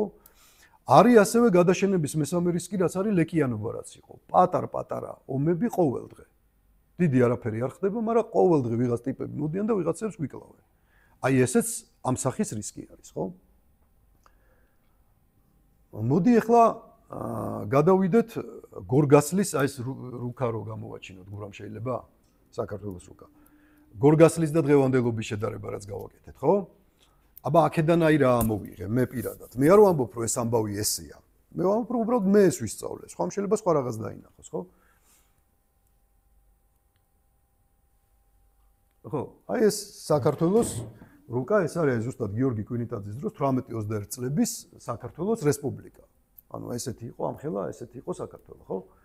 ეხლა ნახეთ რა ხდება. აი აფხაზეთის ოკუპირებულობის ამბავი, გორგასლის დროსაც, ჩვენ დროსაც. ტაო-კლარჯეთის დაკარგვის ამბავი, გორგასლის დროსაც, ჩვენ დროსაც. და შიდა ქართლია ცხინვალთან, აი ესე რო ამოჭრათ, ხო, გვინახია რუკა. მანდ პრობლემები გორგასლის დროსაც, ჩვენ დროსაც. აი რატო არის ეს ესეთი განმეორებადი? მაინც და მაინც ამ ადგილებში რატო ხდება ხშირად? ჩვენ ახლა არ გვაქვს დრო სხვა რეგიონ, სხვა ეპოქებსაც რო გადავწყვეტ, იქაც ეს ამბავია. და მე ჩემი დაკვირვებით მივხვდი რას, რომ მივხვდი ჩემთვის, მე არ ვამბობ, სხვა შეიძლება სხვა აზრი გამოიტანოს. აი ტაო-კლარჯეთი ნახეთ როგორი ადგილია. ის მხოლოდ ერთი მხრიდან უკავშირდება საქართველოს. ორი მხრიდან არის მტრულ გარემოში და ერთი მხრიდან ზღვა აქვს. ანუ სამი მხრიდან საქართველოსთან არ აქვს კონტაქტი. და თან ამავე დროს ამოვარდნილია ორ ზღვას შორის კონცეპტიდან რა, ანუ გაწეულია თემიდან. ანუ წინ არის. ეხლა ნახეთ ამას რა როგორი მნიშვნელობა აქვს. მას აქვს კომუნიკაციურად მცირე კავშირები დედა ქვეყანასთან, ასე რომ ვთქვათ, და მეტი კავშირები პოტენციურ მტერთან. მაშინ როცა აგერ იმერეთს ყველა მხრივ საქართველოს ყავს, ქართლს აქეთ იმერეთი ყავს, იქით კახეთი ყავს. კახეთს, კი ბატონო, კახეთსაც აქედან ის აქვს, მაგრამ კახეთს ისეთი რეგიონი ესაზღვრება, სადაც დიდი ქარიშხლები ვერ იქოქებოდა რა გეოპოლიტიკური აზერბაიჯანის ტერიტორიაზე. მცირე სივრცეა და აი ტაო-კლარჯეთთან უფრო ეს დიდი დინებები უფრო მოდიოდნენ. ანუ ამის მოწყვლადობა ეს არის. რა არის შიდა ქართლის მოწყვლადობა? აი მაგალითად, ეს ჩრდილოური ტომები რატო ვერ არბევდნენ ვერასდროს თელავს და თიანეთს და დუშეთს და რატო არბევდნენ ყოველთვის ცხინვალს და გორს 1600 წლის წინაც და ეხლაც. რატო ხდება ეს ამბავი? მოდი გამოვყვეთ ახლა ვინ ცხოვრობს კახეთის თავზე. თუშები, ხო? სწორია. მერე ვინ ცხოვრობენ? ხევსურები, ხო? ფშაველები ცოტა ქვევით. მერე მოხევეები, ხო სწორია? ეს ფშავ ხევსურები და მოხევეები არიან რაღაცა ეს ფილტრივით განლაგებულები კახეთის და აი ამ თიულეთის თავზე, თბილისის ჩამოყოლებამდე, ხო? მოხევეების შემდეგ ჩვენ აღარ ყავს ადგილობრივი ტომი საერთოდ. ანუ შიდა ქართლის თავზე არასდროს არ ყოფილა ადგილობრივი, აი ხევსურისნაირი ტიპი არ არსებობდა. შესაბამისად, შედეგი ფილტრი არ ქონდა ამ რეგიონს და ჩამოჟონო ინფილტრაცია იყო ხშირი. ანუ რა გავიგეთ აქედან? რომ შიდა ქართლი არის ის რეგიონი, ხვალაც რომ ჩვენ დავიბრუნოთ ეს რეგიონი და დავიბრუნებთ აუცილებლად, იქ ყოველთვის გვექნება ის პრობლემატიკა, რომ იქ მკვიდრი მოსახლეობა არ არის და უნდა შევქმნათ ეს მკვიდრი მოსახლეობა რაღაც მეთოდით. ეს იქნება ტურიზმულად, ბიზნესურად, არ ვიცი, რაღაცნაირად გავაჩინოთ, მაგრამ პარალელურად უნდა გაუფრთხილოთ იმ თუშ-ფშავს ხევსურს, იმიტომ რომ ეს ქმნის ჩვენს ასე ვთქვათ ფილტრს. გადმოვიდეთ მე ნახეთ რაჭა და სვანეთი. ზევიდან ჩამოჟონვის არც ერთი ეპიზოდი არ ფიქსირდება საქართველოს ისტორიაში, რომ გურია, სამეგრელო, იმერეთი შეწუხებული იყოს კავკასიიდან, ზევიდან არ ატარებდა ეს ხალხი არავის. ხო, ანუ იქ მოგვარებული გვაქვს ეს ამბავი. იმათ უნდა მოუფრთხილდეთ უბრალოდ, მაგრამ შიდა ქართლში უნდა შევქმნათ. აფხაზეთი ნაწილობრივ ტაოკლარჯეთივით არის, ხო? ანუ გასულია რაღაც დონეზე ჩვენი ეროვნული სხეულიდან, ამიტომ მიდრეკილია რისკების მიმართ. ანუ ჩვენ უკვე ეს ანალიტიკა გვაძლევს იმას, რომ ჩვენ მოსაზღვრე რეგიონებში ჩვენ უნდა გავზარდოთ ჩვენი მყოფობა. ხვალ თქვენ თუ გახდებით ბიზნესმენი, უნდა გახდეთ ქველმოქმედი ამისთვის, რომ მეტი ხევსური ცხოვრობდეს ხევსურეთში, მეტი სვანი სვანეთში, ან იქ ახვიდეთ რაღაც საწარმო გააკეთოთ სოციალურად, ან იაროთ, ემეგობროთ, მიხვდით, თუ სახელმწიფო მოღვაწე გახდებით, უკვე ეს პროცესი ესე უნდა მართოთ. თუ რაღაცა ასე ვთქვათ, თქვენი პროფესიის შესაბამისად ეს კონცეფტი უნდა იყოს, ხო? ამაზე არსებობს ერთი გენიალური ლექსი, ეს არის მურმან ლებანიძის ლექსი, რომელსაც ქვია მეშინია, ხო არ იცით რომელიმე, ხო არ გაქვთ საკითხული. მურმან ლებანიძის ლექსია, რომელიც არის დაახლოებით ალბათ 50 წლის წინ, ალბათ ან უფრო მეტის წინ, ზუსტად არ მახსოვს დაწერილი და მოკლე ლექსია და აი ასეთი ლექსია წაგიკითხავთ. ეს სოფლები, ეს ლიქოკი, ეს არხოტი, ცარიელა, ეს პარტახი საიგავო, მეშინია, ეს სამოთხე, ეს წალკოტი, სხვა არავინ მოვიდეს და დაიკავოს.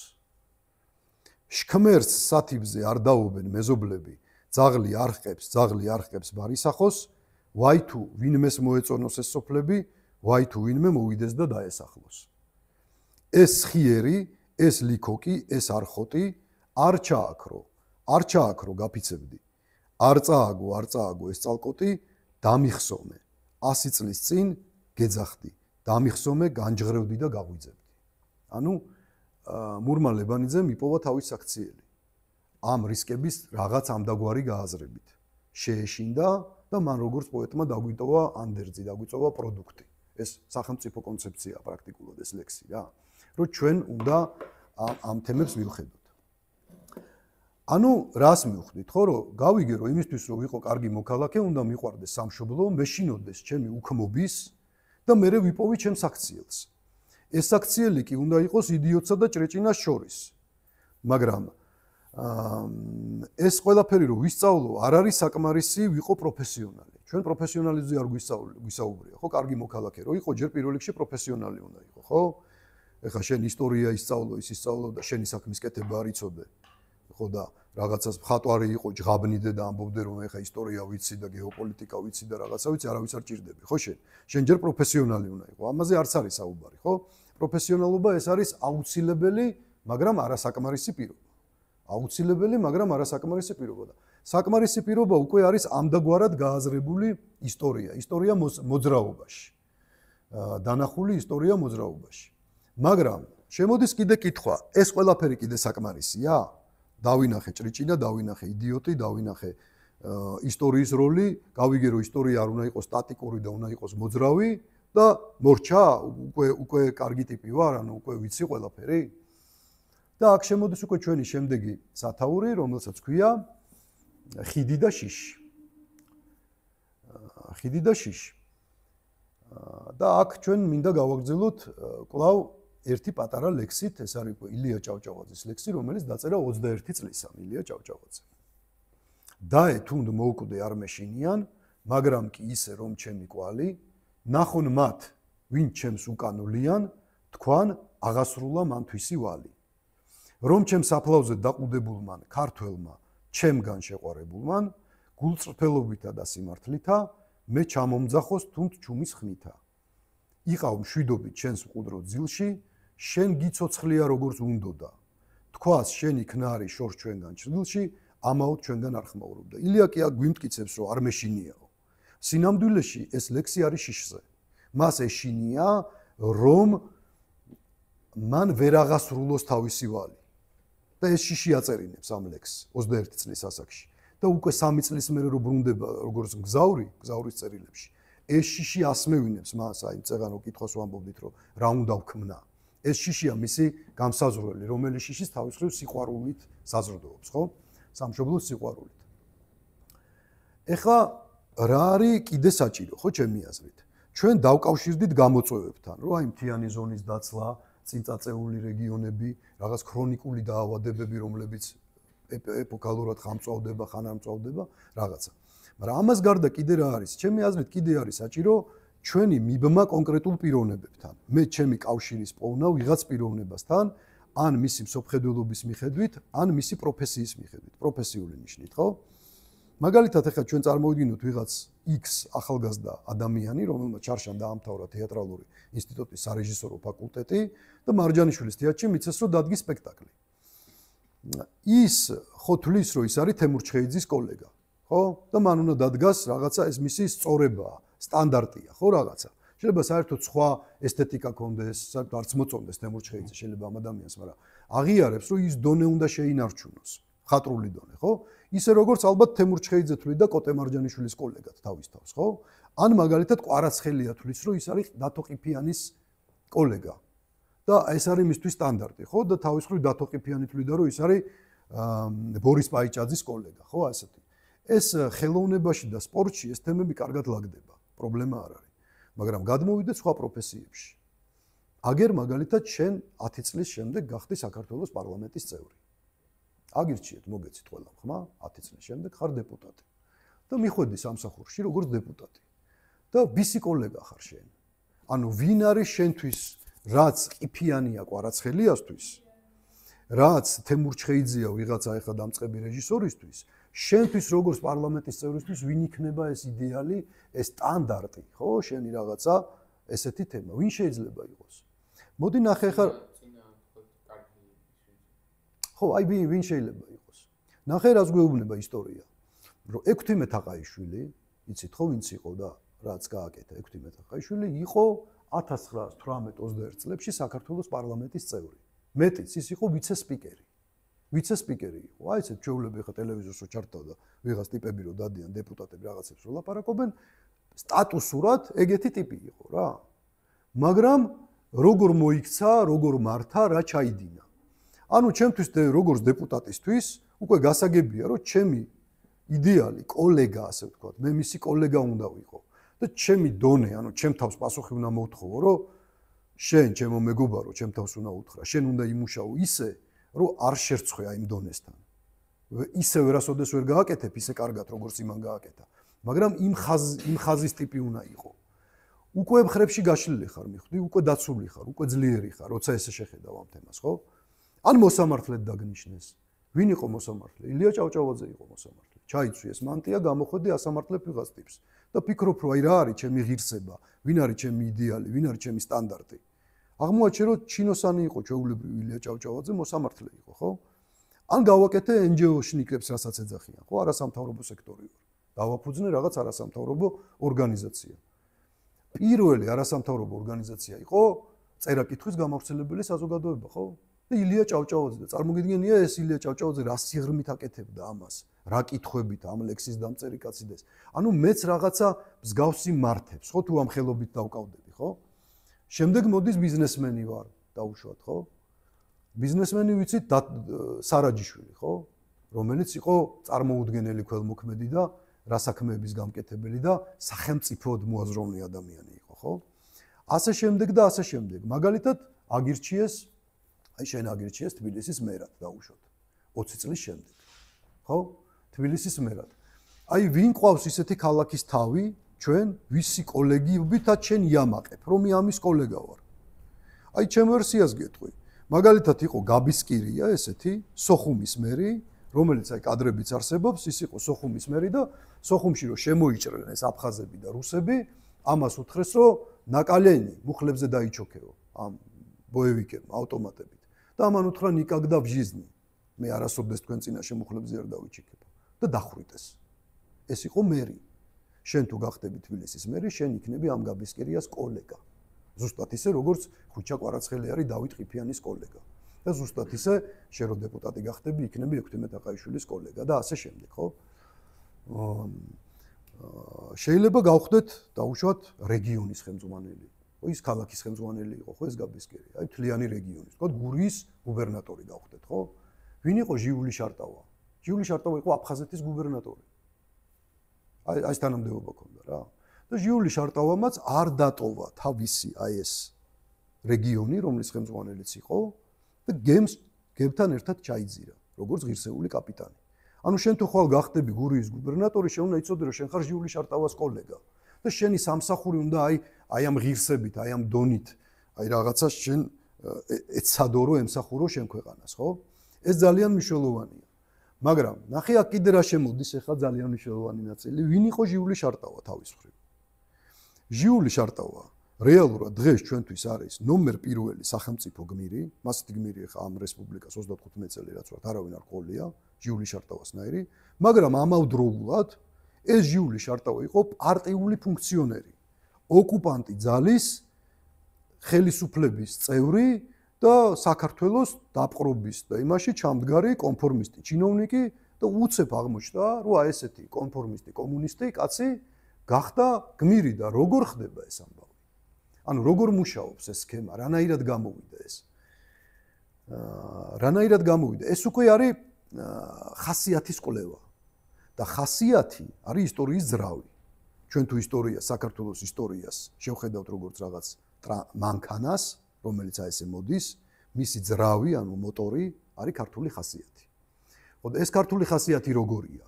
და მოდი დავაკვირდეთ ახლა ჟიული შარტავა როგორ გახდა ჟიული შარტავა, ხო?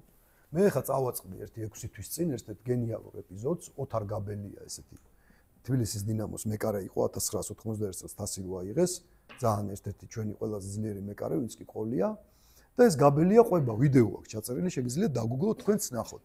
ყვება ესეთ რაღაცას, რომ 17 წლის ვიყავიო, საერთოდ თუ ძირითადში არც ერთი თამაში არ მქონდა ნათამაშებიო და მოსკოვში ვეთამაშებითო სპარტაკსო თუ ვიღაცასო და უცებო ძირითადის მეკარე ცუდად გახდაო და მითხრესო რომ შენ უნდა ითამაშო ამ თამაშში, რაღაც ფინალია თუ რაღაც ამბავია რა, საბჭოეთის დონეზე დიდი ამბავია. და 17 წლის ბიჭმა მთელი ეს თავრობა საბჭოთა კავშირის ამხედროები დამთრგუნველია ხო ხდები ამ ხელა მოსკოვში სადღაც სოფლიდან ჩამოსული ბიჭი ეს 17 წლის და გავიდა ეს შენი გაბელია მოედანზე. გავიდა თუ არა და ცოტა ხანში პენალტი დაინიშნა ჩვენ გარებში. და ეხა როგორია 100.000 რუსი ზის მთელი საბჭოთა კავშირის მეთაურობა, შენ ცხვირ მოუხოცავი 17 წლის მეკარეთ პოზიციონირებს შენ თავს, პირველად გახარ კარებში და პენალტი დაგინიშნეს. გავიდა და ამან პირჯვარი გადაიწერა, გაიგე? სანამ ის დაურტყამდა ბურთს. და მაინც კადრმა დაიჭირა ამის პირჯვრის გადაწერა რა. და მთელი 400 მილიონი საბჭოთა მოქალაქე, ათეისტი მოქალაქე, სადაც ცეცხლი და מחვილით იდევნება ღმერთის ხსენებაც კი უყურებს უცებ რომ ვიღაცა ხოროწყუდან ჩამოსული 17 წლის ოთარ გაბელია პენალტის დარტყმის წინ იწერს პირჯვარს. და თან აიღო ეს პენალტი, გაიგე მთელი მოგამი ეგარი კიდე. და ატყდა ეს კგბ და კომკავშირი და პარტია რომ ამ ლაწირაკმა ეს როგორ გაბედა და ამ ათეისტურ ქვეყანაში ეს უნდა დაისაჯოს და ამის კარიერა უნდა დამთავრდეს საერთოდ. რომ ამან ეს როგორ ქნა და რაღაცა და ამის დასჯა მოკლედ დაევალა ჟიული შარტავას. რომელიც იყო კომუნისტი რაღაც თანამდებობაზე ცეკაში თუ რაღაც მუშაობდა რაღაცაზე და მოსკოვიდან ამ კგბ-მ და იმამ დაავალა რომ აი ეგ ბიჭი ჩაიბარე და ისე ქენი რომ მაგან ცხოვრებაში საერთოდ ვერსად ვერაფერს ვერ მიაღწიოს რა. ფეხბურთი კი არ ითამაშოს, სამსახურს რო აღარ მიიღონ. ხო, აი ესე დავსაჯოთ. და ჟიული შარტავას ეს საქმე უნდა გაეკეთებინა. ხო და აღმოჩნდა რომ ჟიული შარტავამ არ მიატოვა ოთარგაბელია ზუსტად ისე როგორც არ მიატოვა სოხუმი 20 წლის მერე. და თუ ჩვენ გვაინტერესებს რატო არ მიატოვა ჟიული შარტავამ სოხუმი, აი შეგვიძლია გავხსნათ მისი ხასიათი აქედან. და რა ქნა, რა მოიფიქრა, დაუბარებია ეს პატივცემული ოთარგაბელია და უთქვია, რომ მოდიო მე ამ რუსებს ესე ვეთყვიო, რომ ვითომო ძალიან ცხელოდა თურმე ზაფხული იყო და შენო დაბნეულობისგანო ოფლი მოიწმინდეო ვითომ ამ ხელით თუ პირჯვარი კი არ გადაიწერე ოფლი მოიწმინდეო და შენო პროკურორი რომ დაკითხავსო იმას უთხარიო რომ კიო მეო რა პირჯვარებსა და რელიგიური არა ვარ საერთოდ ეკლესიაში არ ვარ ცხოვრებაში ნამყოფიო პროსტო ოფლი მოიწმინდეო და შეუფუთეს ეს ამბავი აი როგორც ცოტნე დადიანის ებურად აი მოაკვარახჭინეს რაღაც ისტორია მიცეს ეს ვერსია იქ და გადარჩა და ოთარგაბელია გახდა ერთ-ერთი ყველაზე დიდი მეკარე მერე საქართველოს ისტორიაში და აი როცა გვაინტერესებს რომ როგორ მოხდა რომ კომუნისტი ჟიული შარტავა გახდა საქართველოს გმირი, აი ესე მოხდა, იმიტომ რომ ის იმ კომუნისტობაშიც იყო რთული გზით მავალი კაცი. მან არ დატოვა ოთარგაბელია 17 წლის ბიჭი, რომელიც მისთვის შეიძლება რისკი ყოფილიყო, ხვალდაზე ვიღაცას მისთვის წამოეძახებინა რომ იმას ხელი დააფარე და რაღაცა კარიერულ წინსვლაში ხელი შეშლოდა და ასევე არ დატოვა სოხუმი 20 წლის შემდეგ. მოკლედ იპოვა თავისი საქციელი ჟიული შარტავამ იმ სიტუაციაშიც აი დავაკვირდეთ როგორია ხო საქართველო აი ქართლ-კახელი გმირები როგორები არიან სუ შეწირულები არიან აი სუ ეწირებიან რა ბიძინა ჩოლოყაშვილი ქეთევან დედოფალი ანუ სუ სიკვდილზეა ლაპარაკი თავის შეწირვაზე გმირობაზე მაგრამ გადმოვიდეთ სამეგრელოში როგორია ცოტნე დადიანი არის რომელიც აი ჟიული შარტავესებული მოხერხებულობით თაფლით და რაღაცის კომბინაციით ახერხებს სიტუაციის გადაწყვეტას. იქ სხვანაირი ხასიათია, მიხვდი? აი როგორია ბაშიაჩუკი, რომელიც არ არის გასაგებია ისტორიული პერსონაჟი, მაგრამ ხოცა ხასიათს ვიკვლევთ, უკვე მხატვრული ლიტერატურაც თემაა. ის რაღაც კომბინაციებით ჩამოდის, რაღაც მოხერხებით, ხერხი ჯობია ღონესა და ასე შემდეგ. ეს ხასიათების მრავალფეროვნება ძალიან მნიშვნელოვანი არის რა. ძალიან მნიშვნელოვანია. ასევე ჩვენ შეგვიძლია ავიღოთ, რომ თქვენ ხართ მებრძოლი და მშვიდობა ძალიან დიდი ღირებულებაა, მაგრამ ჯვარი გწერია და მოხდა მოსახდენი და არის ომი საქართველოში და წავედი მე ომში. ხო, ვინ არის ჩემი იდეალი? ხო, ვიღაც ჩამოთვლი 300 არაგველი, 200 დიდგორელი, ისა, ესა. ხო, მაგრამ ვიღაც მოგიტრიალდება გეტყვის, რომ ეგ ლეგენდაა რა, ეხა ნუ მართლა ეხა ეს 300 არაგველი მართლა ესეთები ხო არ იყვნენ და რაღაცა ნუ იქ წიგში წერია რაღაცა, მაგრამ ნახეთ ხიდი შენსა და წარსულს შორის, ხო? აი ეს ყველაფერი ხიდებზე ვლაპარაკობ. შენ და ექვთიმეს შორის, როგორც დეპუტატი, შენ და გაბისკირიას შორის, როგორც მერები, ხო? აი ეს ხიდების აშენება და აქაც მე მაგალითად ხიდი მაქვს, რომ აი ხა 2008 წლის ომში ონიანმა გახსნა ლიმონკა, ჯერ ეომნენ რუსებს რაღაც სასწაულად, ჩასაფრებაში მოყვნენ და უკვე რომ რესურსი აღარ იყო და სულ ყველა დაჭრილები და დახოცილები ეყარენ, რუსები რომ შემოდიოდნენ, თავის ნათლული სასიკვდილოდ დაჭრილი ჩაიხუტა, გახსნა ლიმონკა, აცადა რუსებს რომ შემოსულიყვნენ იმ სივრცეში, გახსნა. და თვითონაც მოკვდა ეს თავის ნათლულიც მოკვდა და ის ყველა რუსები დახოცა. ეხლა ეს 300 არაგველი რატო ვერ იქნებოდა ისეთი, როგორც მოყოლილი გვაქვს, თუ ეს ონიანი იყო დღეს ესეთი, ხო? ანუ ჩემი ხიდი ონიანთან და ონიანის ხიდი 300 არაგველთან, ხო? აი ეს ხიდი ძალიან მნიშვნელოვანია. ავიღოთ ზვიადაური, აი ვაჟა-ფშაველა ხო ყველა საკითხული გვაქვს. და ზვიადაური ან შეიძლება ჰიპერბოლიზა, ანუ შეიძლება ვიღაცამ თქვას, რომ ეს რაღაცა ძალიან ისეთ თემაა, რომ ძაღლი იყოს თქვენი მკვდრისათა და ადამიანს ეგ არ შეუულია. მაგრამ ვინ არის ანწუხელიძე? არ არის ზვიადაური? აი ანწუხელიძემ რაც გააკეთა ზვიადაური არ არის, აი პირდაპირ. ხო? აი პოლიტიკურ კონტექსტს თუ გამოვაცლით ადამიანურ დონეზე, რომ ვიღაცები აღჩობენ, ვიღაც ტიპები მარტოა არაფრის შანსი არ აქვს იმასთან წინააღმდეგობის და სთხოვენ რაღაცას და ეს არ ტყდება ბოლომდე. ხო? ეს არის, ხო? ანუ ეს ხიდი. შენი ხიდი ანწუხელიძესთან, როგორც აგერ გუშინ წინ ცხოვრებ კაცთან და შენაერ ტიპთან და იმის ხიდი კიდე ზვიადაურთან. ხო? ისიც მართალია.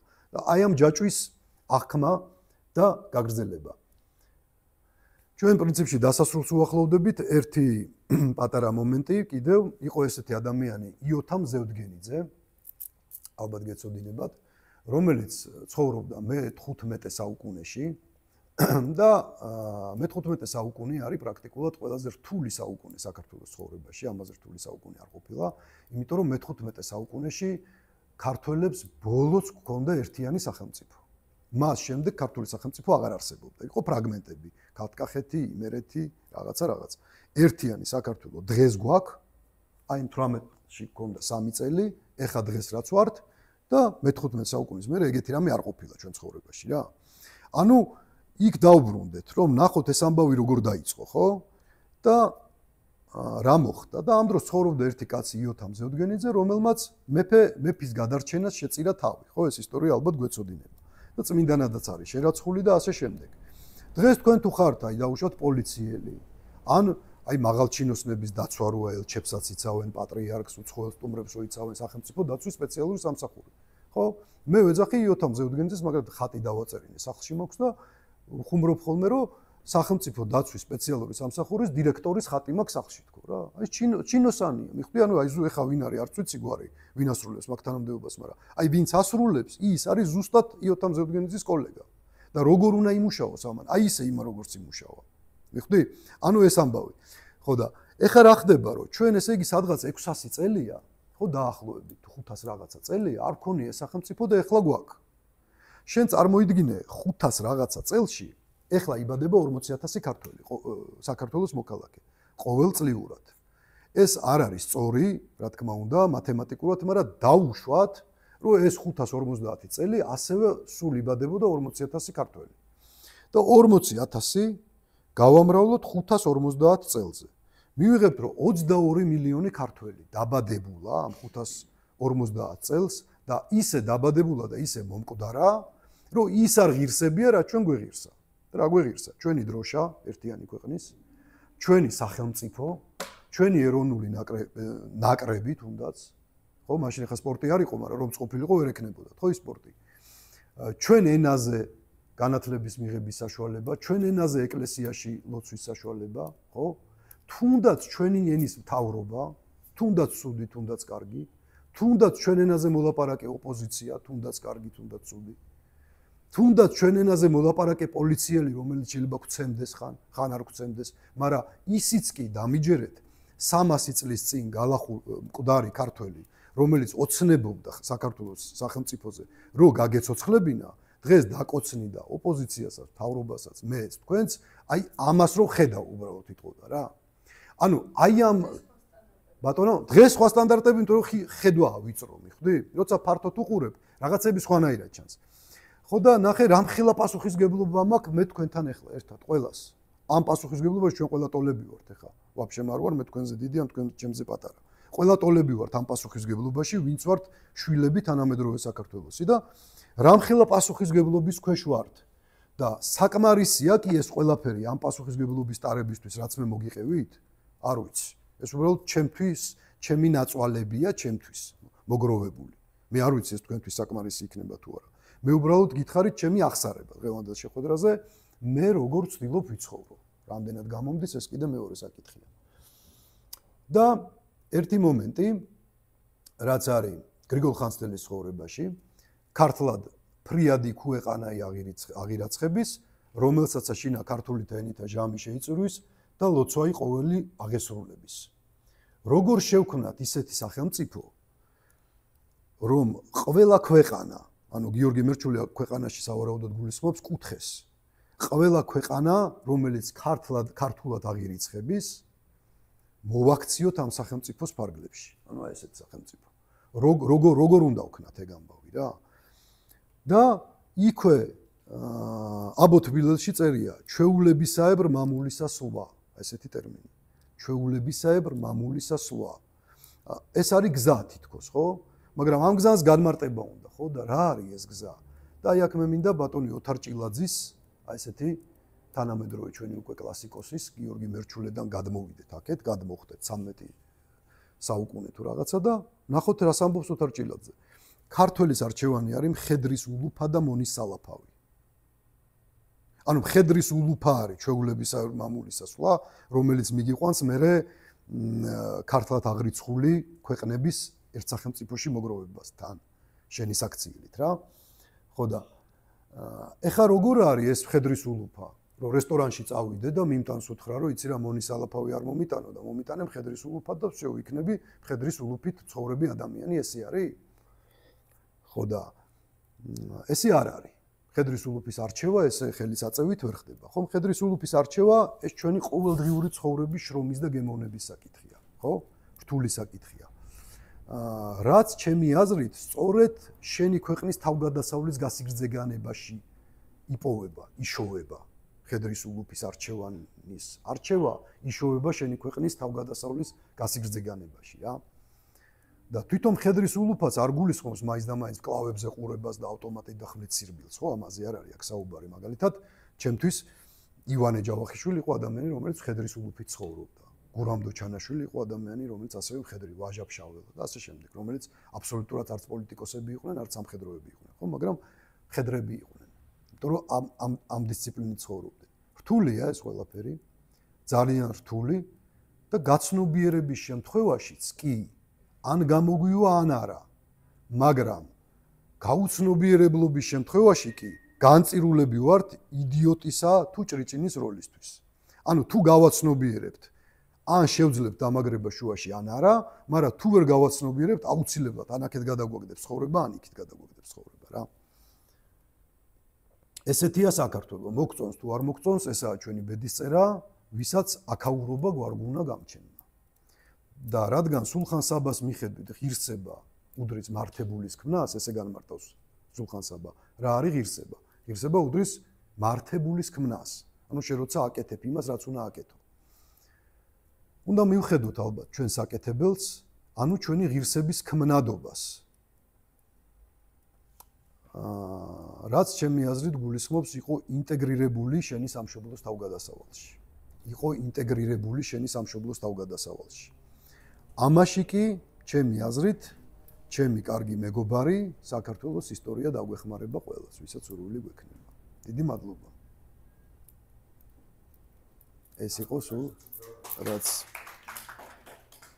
რაც მოკლედ მოვამზადე დღეს თქვენთვის ჩემი პირადი, ასე ვთქვათ, სასაუბრო. თუ რამე შეკითხვები გექნებათ, შემიძლია.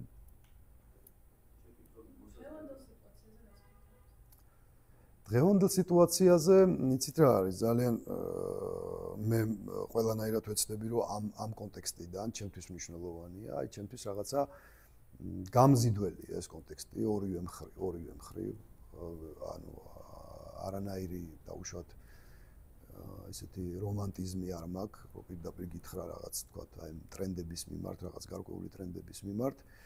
ჩემთვის არის პროტესტი. და ჩემი პროტესტი არის ის, რომ ეს ხედვა არ არსებობს დღეს ქვეყანაში. ეს თუ მე რამე პროტესტი მაქვს, თქვენ თუ გააკეთებთ დემონსტრაციას დღესვე, თავრობის გადადგომის მოთხოვნით, იმიტომ რომ აი ეს არ არსებობს ჩვენ ქვეყანაში, მე თქვენ დემონსტრაციაზე მოვალ. ეს არის ჩემი პროტესტის საგანი და აი დანარჩენი ჩემთვის არის რაღაცა აი ორღობის ჭორიკნობა და ახლობებით დასული ეს ყველაფერი, მე ეს გაბრენდილი, გადაყვანილი რაღაც ტრენდში და ამაზე და იმიტომ რომ ამას არ მივხვდეთ არასდროს რა და ალბათ ეს ჩვენი მტერის ხელიც ურევია ამ ყველაფერში, რომ ჩვენ არასოდეს არ გავხდეთ სერიოზულები. ჩვენ არასოდეს არ გავხდეთ სახელმწიფოებრივად მომზირალები. ამიტომ მე რა თქმა უნდა მაქვს ჩემი პოზიცია და შემიძლია ეს გითხრათ რაღაც დონეზე, მაგრამ აუცილებლად თავ შევიკავებ, იმიტომ რომ ამ შეხვედრის სათაური მკაფიოდ არის, ეს არის ჩემი პროტესტი რეალობასთან. დღეს თქვენთან საუბარი რა. იმიტომ რომ ესეთი რამე რა ხან არ არის, მე ამას ვაპროტესტებ აი ამ ფორმით, რომ მინდა რომ აი თქვენ გაგიზიაროთ და თქვენი აზრი მე გავიზიარო და უფრო გათლილი გახდეს ეს ყველაფერი. ამიტომ აი ამას ვფიქრობ.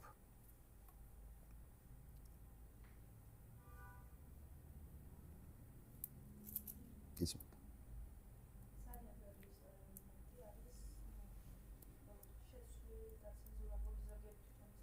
დიახ.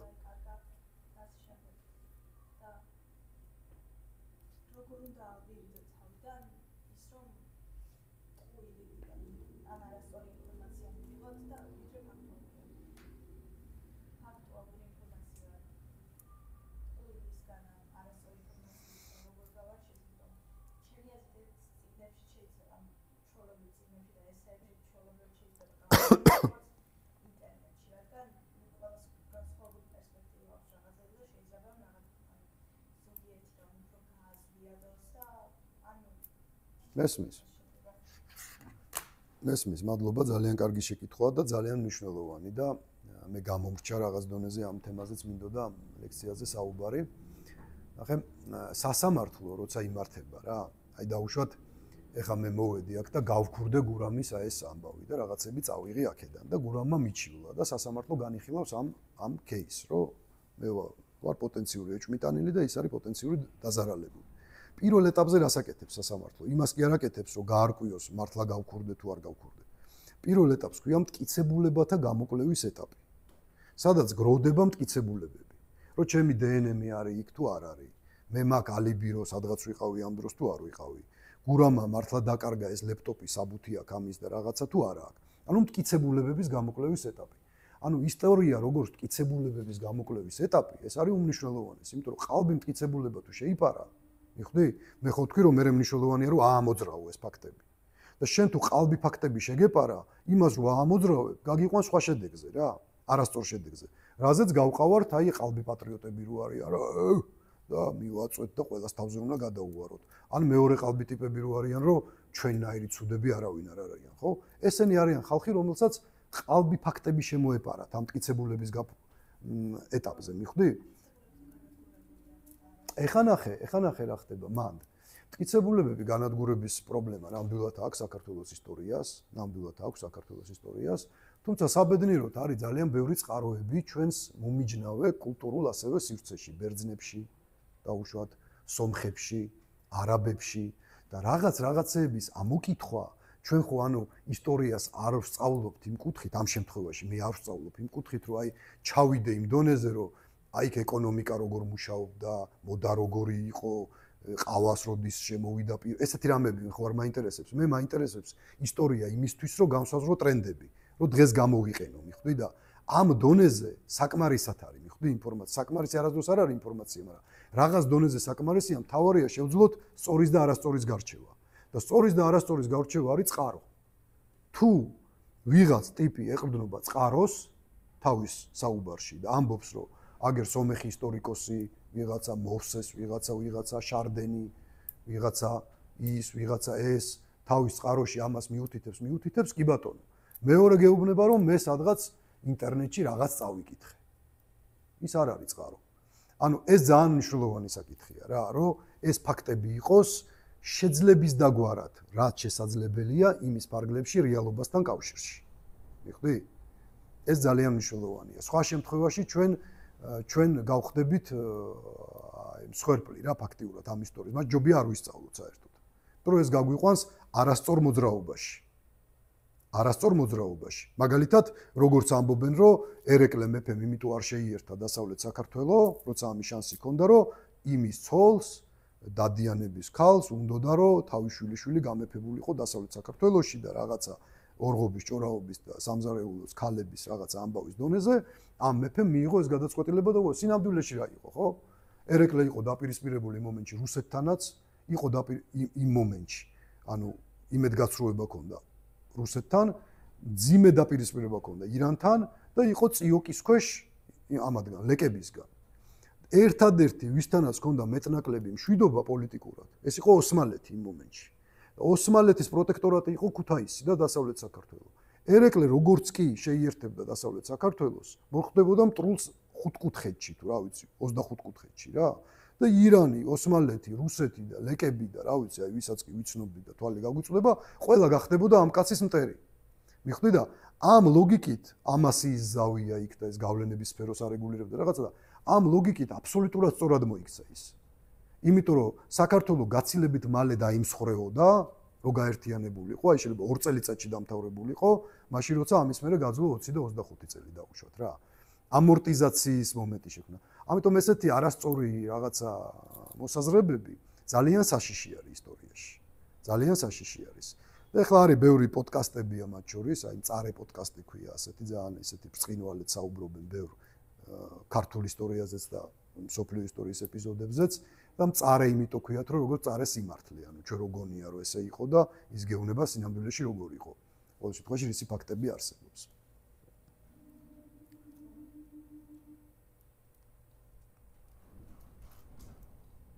მოკლედ ესე. ბატონო?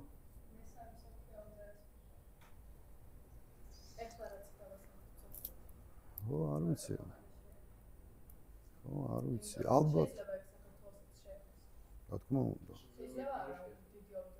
რა თქმა უნდა, ჩვენ წეგან ვისაუბრეთ მაგ რისკზე, როცა მეორე მსოფლიო ომის კონტექსტში ჩემი გადასახედიდან საქართველოს თუ როდისმე ქონდა მეყსეული გაქრობის შანსი, აი ორ თვეში გამქრალიყო, ყველა გამქრალიყავით, ეს იყო ეს ეპიზოდი, რომ მეორე მსოფლიო ომი გადმოღრილიყო საქართველოში. ანუ გერმანელებს გადმოენახათ სვანეთი, ჩამოსულიყვნენ დასავლეთ საქართველოში, წამოვიდოდნენ ბაქოსკენ, რუსები დაიხევდნენ უკან, გადაწვავდნენ მთელ საქართველოს, სანამ გავიდოდნენ. მერე შემოვიდოდნენ გერმანელები, გესტაპო დახრიტავდა, ვინც გადარჩებოდა, მერე რუსები შემოუტევდნენ და გერმანელები გადაწვავდნენ და ისე დაიხევდნენ უკან ომომით. მერე ისევ კგბ შემოვიდოდა და ვინც დარჩებოდა სამი კაცი ის დახრიტავდა და მაგით დამთავრდებოდით რა. ანუ რეალურად მსგავსი რისკი ჩვენნაირი მცირე რიცხოვანი და უდონორო ქვეყნისთვის, ანუ ჩვენ ვართ მცირე რიცხოვანი და უდონორო ქვეყანა. მიხდი? აი მაგალითად უკრაინა არის მრავალრიცხოვანი და დონორიანი ქვეყანა. იმიტომ რომ ბელარუსი მეტნაკლებად ის არის, რუსეთიც კი დღეს კი ომობენ და ჭამენ ერთმანეთს, მაგრამ სინამდვილეში გენეტიკის დონეზე რო ავიღოთ, შეუძლიათ ერთმანეთის შევსება. მაგალითად, როგორც უკრაინა ფაშისტურმა გერმანიამ აი იგივე პრინციპით გადააუთავა, მე რუსებმა გადმოუთავეს, მაგრამ რატო არ გაქრა უკრაინელიერი? იმიტომ რომ იყო დიდიერი და ყავდა დონორიერი. მაგრამ ჩვენ არ გვაქვს ეს ფუფუნება. ამიტომ ეს არის უკიდურესად დიდი საფრთხე, რომ ჩვენ ტერიტორიაზე არ მოხდეს სხვილი სამხედრო პოლიტიკური ჯახები. ანუ ჩვენ ისიც გვეყოფა, ჩვენ ვინც გვეჩხუბება რა. ტრად. იხდი, რომ ის არ მოხდეს კიდე, რომ ჩვენ რო საერთოდ არ ვაინტერესებთ, ვიღაც ტიპები მოვიდნენ და ერთმანეთს ეჩხუბონ ჩვენ ეზოში. აი ეს არის ძალიან დიდი რისკი რა, რეალურად. ამიტომ ესა და თვითონ მესამე მსოფლიო ომს რაც შეეხება, ესეც ისტორიის დეფიციტი იმის ამბავი მგონია, იმიტომ რომ მეორე მსოფლიო ომის ხსოვნა სადამდეც გაყვა კაცობრიობას, აი ჩემი ანალიზი ეგ არის რა, სანამდეც შერჩა მეხსიერებაში ის ტრაგედიები, იქამდე შეძლო რომ დიდი ომი აერიდებინა თავიდან. და ეთყობა გაცვდა ეს ხსოვნა. ანუ რაღაც იქ ალბათ მატრიცა თაობებში, რაღაც თაობა. რაღაცა ხო ხვდებით ეხლა მე მაგალითად დედა მყავს, რომლის მამაც ომში წავიდა და მამამისი არ უნახავს, იმიტომ რომ 8 თვის ფეხმძიმე იყო და ანუ ჩემთვის ომი კიდე უფრო ახლო ტიპია, მაგრამ აი შენთვის მაგალითად, ხო? შენ ესეთი ემოციურობა უკვე აღარ გექნება შენ თაობას, მიხვდი? უკვე რაღაც წინაპრები და ამიტომ ხიდების შენებლობა ყოველთვის მნიშვნელოვანი. როცა აშენებ ხიდებს, ამ ხიდებს, რაზეც ვისაუბრეთ, ეს გაკვეთილები ყოველთვის არაცვეთად იხდება. თუ არ აშენებ ხიდებს, რაღაცა მეხსიერება ჩაივლის, გაცვდება გაკვეთილი და მე რეადგები და ისევ იმ იამაში ჩაარტყავ ბოდიშამისთვის საჭეს, რაშიც მანამდე ჩაარტყი. აი ეს არის ჩემი, თქვა, პასუხი პირობითად ამ საკითხზე რა.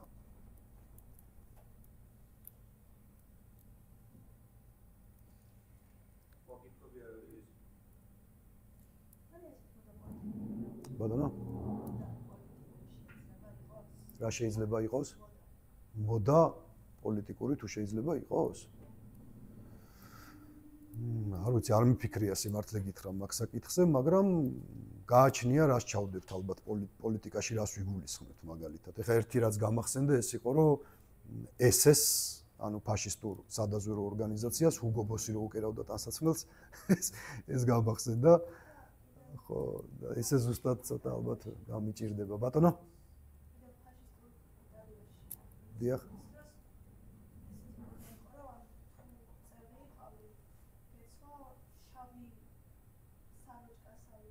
დიახ.